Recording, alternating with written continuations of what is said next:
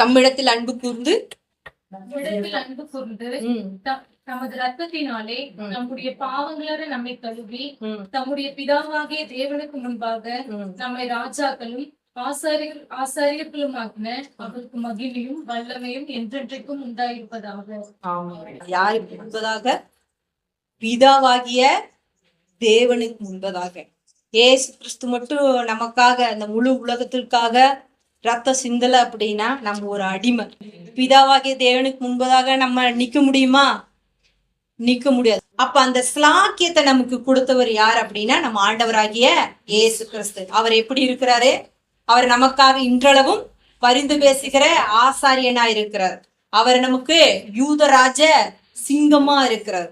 இப்ப நீங்களும் சிங்கத்துடைய பிள்ளைகள். நீங்களும் எப்படி என்னதான்? ராஜாதான், சிங்க குட்டிகள் தான். அவர் ஆசாரியனா, நீங்களும் ஆசாரியன் தான். அப்ப யூதர்கள் என்ன பண்ணாங்க? புறஜாதிகளுக்கெல்லாம் அப்படியெல்லாம் கொடுக்க முடியாது. அப்படியெல்லாம் பதவியை தூக்கி என்ன பண்ணிடக்கூடாது. அப்படித்தான் யூதர்கள் சொன்னாங்க. நாங்க தான் ராஜா, நாங்க தான் ஆசாரியன், எங்களை கேட்காமல்லாம் ஆசாரிப்பு கூடாரத்துக்குள்ளேயோ தேவாலயத்துக்குள்ளேயோ போறதுக்கு உங்களுக்கு அது அனுமதி இல்லை. இவன் வெளியே நிக்கிறவன் தான், இவன் வெளியவே நிக்கட்டும் அப்படின்னாங்க.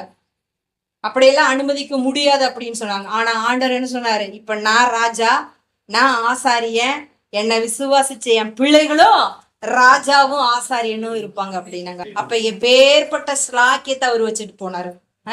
அப்ப நீங்க ராஜா ஆசாரியன் அப்படின்னா அதற்குரிய பாணியில அதற்கு நீங்க என்ன செய்யணுமோ அது செய்யணும். அப்ப நம்ம என்ன பண்ண முடியும்? எல்லாத்தையும் கீழ்ப்படுத்தி ஆளுகை செய்ய முடியும். இப்ப தேவன் நம்மளை எப்படி தெரிஞ்சிருக்கிறாரு?